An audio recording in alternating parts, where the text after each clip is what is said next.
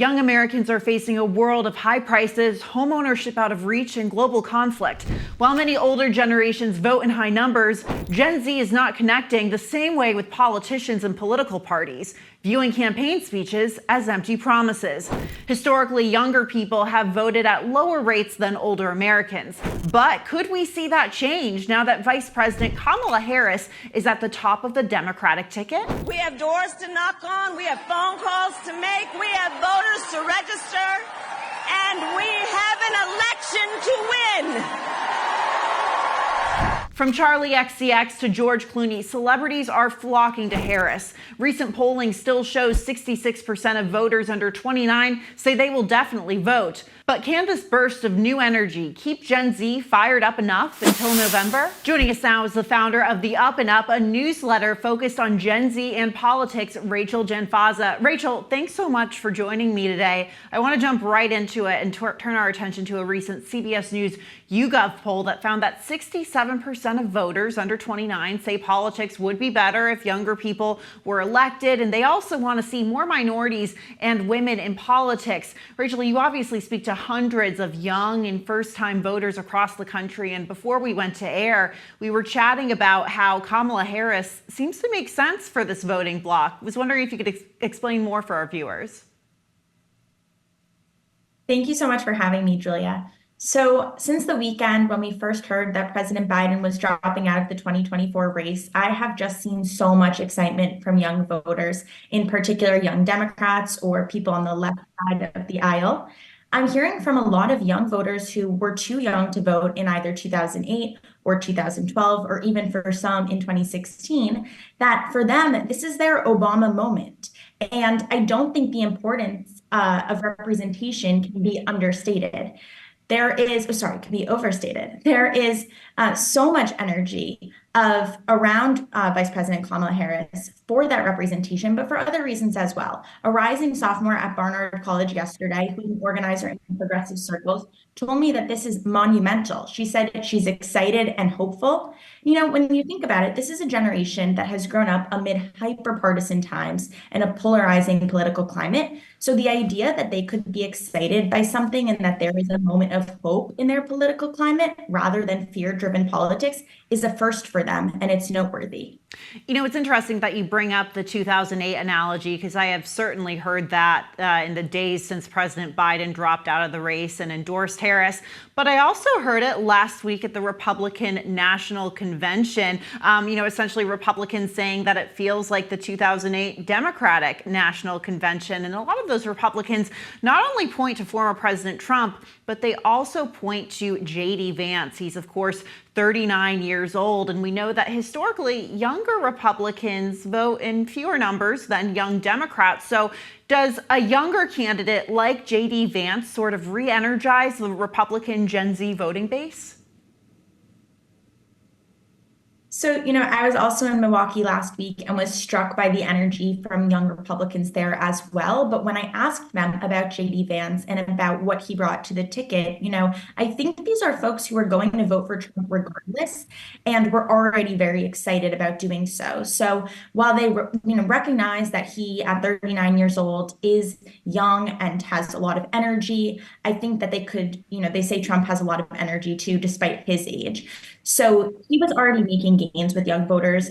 Of course, the dynamics of the race have changed quite a bit over the past few days. We see the way that Trump is reaching out to younger voters, younger Republicans on TikTok and doing videos with influencers like Logan Paul. And so there is a lot of youthful energy around Trump regardless. I think Vance probably adds to that, but I don't think it's him alone that is the contributing factor getting young Republicans to be amped up this November. Yeah, I want to zero in on that question on TikTok. It was interesting because Democrats seem to be using that as well. Democratic strategist, former Obama advisor Van Jones talked about how TikTok social media has essentially made she made her go from cringe to cool. His words, not mine. I mean, we see so much on TikTok about the coconut tree reference, and she seems to be so memeable, but in a very relatable way. How is this playing in favor for her? Definitely. So when the Biden headquarters was on TikTok, they struggled to get over around 405,000, 405,000 followers on TikTok. But now Kamala Harris, they've rebranded it to Kamala HQ, and they have over 1 million followers, which is a huge gain in the past couple of days. And I think user-generated content has been really effective as well. We've been seeing people mash the vice president's voice and laugh and memeable quotes about the context over hot pop songs of the summer, like Charlie XCX and Chappell Roan. But yes, I think both parties, anyone who wants to reach Gen Z and younger voters should absolutely be using TikTok. Yeah, it's interesting to see those videos of Vice President Harris going viral in such a flattering way, because we know that Republicans and her critics were sort of using them to attack her in the past. So an interesting turn of events and a very exciting week in politics. Rachel Janfaza, thank you so much for joining us here today. Thank you for having me, Julia. No one knows young voter sentiments better than my next two guests, who have been both instrumental in inspiring Gen Z to not only vote, but to run for office. Joining us now, co-founder of Leaders We Deserve and March for Our Lives, Parkland School shooting survivor David Hogg, and founder of Run Gen Z and the youngest member to serve in the Iowa legislature, Joe Mitchell. Joe and David, thank you so much for joining me today. David, I want to jump right into it with you. Recent polling shows that Vice President Harris is neck and neck with Trump. Your organization, Leaders We Deserved, raised $100,000 in approximately 1 hour for the Harris campaign. Where are those numbers now in fundraising, and how has Harris energized young Democrats in the few short days she's been that presumptive nominee? Well, first of all, thank you for having me. It's been remarkable to see the progress that has been made on the fundraising front. We set an initial goal of raising $100,000 just on Twitter and Instagram threads from people, and we ended up smashing that goal. And currently, we've now raised over $345,000 from over 6,000 people around the country to support the vice president in her presidential run. And in terms of where young voters are at, I feel like the attitude has completely shifted. I think there was a lot of younger people that were not very enthusiastic, that didn't want to see a rematch between President Trump and President Biden. And now they got part of what they asked for, and they're really starting to see that change. And we can see it online. There's a lot more traction, and it's exciting, but we got a lot more work to do to regain those young voters. Yeah, it's interesting to open up TikTok or Instagram Reels, social media, and see younger voters clearly very excited about Kamala Harris. Joe, I want to turn to you in the Republican side of the aisle now. J.D. Vance is 39 years old. He's going to be 40 in a few weeks, but still very young. Could his presence on the ticket help former President Trump appeal to younger Republicans and younger voters, or do you think his very staunchly conservative views, particularly on issues like abortion, could end up hurting his chances with some of these voters? Well, Julia, thanks for having me on today. And I guess, my question would be, what staunchly conservative views on abortion are we referring to? The national ban on abortion and just abortion rights in general. He seems to be opposed to expanding those rights. So he's been very clear and came out in the last few months that he's not for a national ban on abortion, and actually came out for the abortion pill, not just only the day after pill, but the abortion pill. So he's been pretty much in line with President Trump in the campaign over the last few months. And as we know, politicians, they can change their opinions on things. And when they're presented data, when they're presented facts, they can change those things. So I think, his ideas and his messaging have been spot on with the campaign. I do think they're going to attract more young people to want to vote for the ticket. And, I think there was a lot of good choices, but I think J.D. Vance has a very compelling story. His world-renowned book, Hillbilly Elegy, is a favorite of a lot of people, but also, his backstory is really the American dream. So I think young voters, from what I've seen, have liked the pick of Senator J.D. Vance, and I think we're going to do well with him going into November. Absolutely. And David, shifting to your side of the aisle, you know that young voters historically don't vote at the same rate as older generations. How reliable do you think young voters are going to be in this election? I think one important note is that we hear all the time that young people just don't vote, and it's true, they don't vote at the same rates as older people.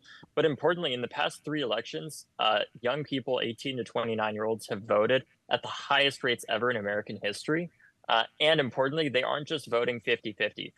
Just to put this in context, in 2000, young people voted 50% for Bush, 50% for Gore. You could have 1,000% youth voter turnout. It wouldn't matter if they were voting 50% for one side and 50% for the other, because they're just canceling out their votes. Importantly, we've seen margins with Democrats with young voters in the double digits over and over again over these past 3 elections. And I think what's important about this one is since 2018, young people have been driven, not necessarily because we're super motivated by candidates that are out there that are exciting to them, but by the fact that there's a lot of negative polarization that's been driving out there. They're afraid of their future. They want stronger gun laws, a lot of them, because they are afraid in schools. They're afraid from gun violence outside of school as well. And they've been voting against things rather than voting for them. And this time in this election, not only are many of them going to continue voting against things, but they're actually going to be voting for someone. And I can tell you, just anecdotally from seeing on social media, young people are absolutely obsessed with Kamala Harris from everything that I've seen. It's certainly a lot more engaged than they were prior to her stepping into leading the ticket on the Democratic side, obviously. So I think that those two things really matter. Joe, like we said, we know that young people aren't voting at the same rates as older voters, but in particular, we see that Republicans have struggled over the years to make the same kind of inroads with young voters that Democrats have been able to make. What do you think Republicans need to do to improve on that? Well, I think, unfortunately for Kamala Harris and Joe Biden, but even more so, I've seen several polls come out in the last few days that Donald Trump is still above and ahead of Kamala Harris with young voters, and actually does far worse than Joe Biden. And so I think it's going to be an uphill climb for the Democrat ticket. And I think Donald Trump does so well with young voters. It's not necessarily Republicans, but it's Donald Trump, because he's culturally relevant, and he's relevant in pop culture, and he has a lot of celebrity endorsements that in the past, people like Mitt Romney and John McCain did not have. And he has people like Kid Rock and Amber Rose, 50 Cent, many other musicians and celebrities that are coming out and endorsing Donald Trump. And I think, we saw Donald Trump as a celebrity prior to 2015 when he ran. That appeal went away a little bit, I think, because of some of the things that the media and the Democrats said about Donald Trump. And I think his celebrity appeal prior to 2015 is back, and it's bigger than ever. And you can see that in the polls, and you can see that when election time comes in November. David Hogg and Joe Mitchell, a great discussion. Thank you so much for joining me. Thank you. Thank you, Julia. That's it for What's America Thinking. I'm Julia Manchester. Be sure to come back next week, and also be sure to like, share, and subscribe to The Hill's YouTube channel.